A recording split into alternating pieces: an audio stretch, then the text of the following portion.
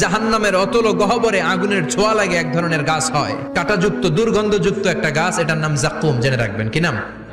জাক্কুম। বিশ্বনবী বললেন তিরমিজির বর্ণনায়, জাক্কুমের একটা টুকরা যদি আল্লাহ দুনিয়াতে ফেলে, পুরো দুনিয়াটা দুর্গন্ধে সয়লাব হয়ে যাবে।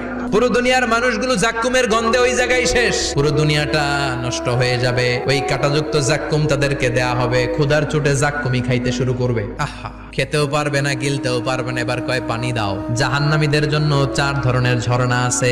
একটার নাম হলো হামিম, মানে ফুটন্ত গরম পানির ঝর্ণা। 2 নম্বরে হলো গসাক, মানে বমি। 3 নম্বরে হলো গিসলিন, দুর্গন্ধযুক্ত রক্ত আর পুজ।